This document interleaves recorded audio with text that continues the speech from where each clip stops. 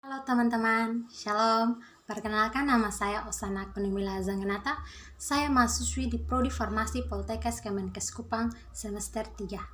Di sini saya akan menjelaskan sedikit tentang protein. Protein. Pada tahun 1838, dalam kata Yunani, proteios berarti pertama, penting atau utama. Mempunyai peranan penting dalam organisme hidup, yaitu dalam struktur, reproduksi, dan fungsi. Makromolekul organik yang mempunyai susunan kompleks, polimer alam dari asam-asam amino. Protein merupakan polimer yang tersusun dari asam amino sebagai monomernya. Monomer ini tersambung dengan ikatan-ikatan peptida yang mengikat gugus karboksil milik satu monomer dengan gugus amina milik monomer di sebelahnya. Reaksi penyambungan ini disebut translasi. Secara alami terjadi di sitoplasma dengan bantuan ribosom dan tRNA. Pada polimerisasi asam amino, gugus OH yang merupakan bagian gugus karboksil satu asam amino dan gugus H yang merupakan bagian gugus amina asam amino lainnya akan terlepas dalam bentuk air. Oleh sebab itu, reaksi ini termasuk dalam reaksi dehidrasi. Molekul asam amino yang telah melepaskan molekul air dikatakan disebut dalam bentuk residu asam amino. Ciri-ciri protein. Yang pertama, BM-nya besar, ribuan sampai jutaan sehingga merupakan suatu makromolekul. Yang kedua, umumnya terdiri dari 20 asam amino yang berikatan secara kovalen satu dengan yang lain dalam variasi yang bermacam-macam membentuk suatu rantai polipeptida. Yang ketiga, terdapatnya ikatan kimia lain.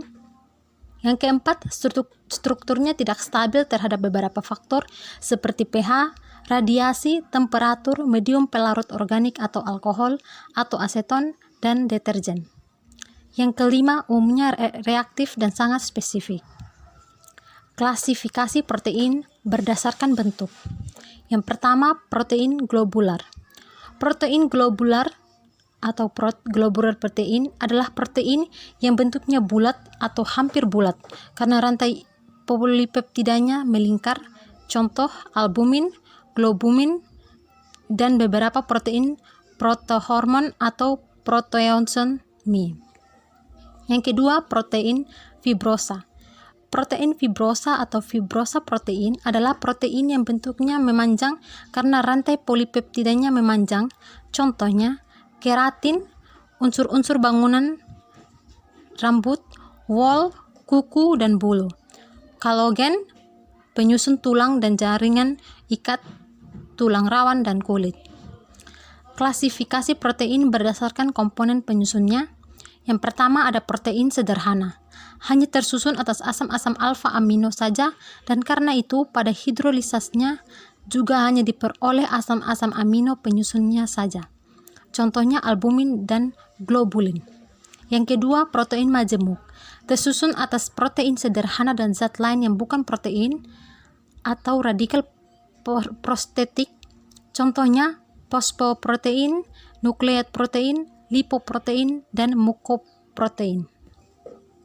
Klasifikasi protein berdasarkan fungsi biologinya. Yang pertama ada protein enzim, kedua protein kontraktil, ketiga protein transport, yang keempat ada protein pengatur atau hormon, dan yang kelima ada protein pertahanan atau pelindung. Struktur asam amino ini sebagai berikut. Asam amino. Asam amino karbosilat yang radikalnya aminonya terikat pada atom karbon alfa. 20-21 macam asam amino penyusun protein. Struktur asam amino secara umum adalah satu atom C yang mengikat 4 gugus. Gugus amina NH2, gugus karboksil COOH, atom hidrogen H, dan satu gugus sisa R dari residu. Atau disebut juga gugus atau rantai samping yang membedakan satu asam amino dengan asam amino lainnya. Yang berikut adalah polimerisasi asam amino. Asam amino esensial.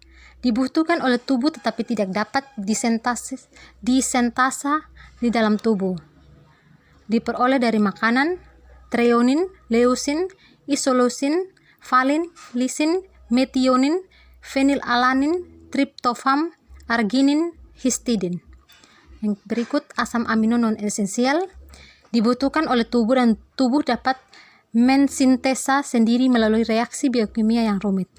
Glisin, alanin, tirosin, prolin, hidroksiprolin, sistein, serin, asam aspartat, dan asam glutamat. Yang berikut tahapan-tahapan asam amino menjadi protein biasa disebut dengan protein struktur level. Ada 4 tahapan-tahapan, kita akan membahas satu persatu. Yang pertama ada struktur protein. Yang pertama struktur primer. Struktur primer protein tidak lain adalah jumlah, macam serta urutan asam amino yang membentuk rantai polipeptida. Hanya ikatan polipeptida saja yang terdapat dalam struktur ini dan tidak ada ikatan atau kekuatan lain yang menghubungkan asam amino satu dengan yang lainnya. Yang kedua ada struktur sekunder.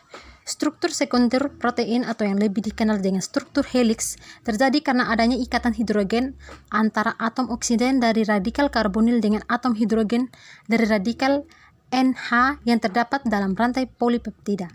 Yang ketiga ada struktur tersier. Struktur tersier protein terbentuk karena terjadinya pelipatan rantai spiral atau virus suatu rantai polipeptida sehingga membentuk protein globuler. Kemantapan dari struktur ini didukung oleh ikatan-ikatan elektrostatik, ikatan hidrogen, ikatan sistin, dan interaksi hidrofobik. Yang keempat ada struktur kuartener. Struktur kuartener protein dibentuk oleh 2 atau lebih rantai polipeptida yang saling dihubungkan oleh ikatan elektrostatik dan ikatan hidrogen. Protein dengan struktur ikatan hidrogen, protein dengan struktur kuartener ini sering disebut oligomer dan bagian-bagian pembentuk oligomer disebut protomer atau monomer. Sekian dari saya, semoga bermanfaat. Terima kasih. Shalom.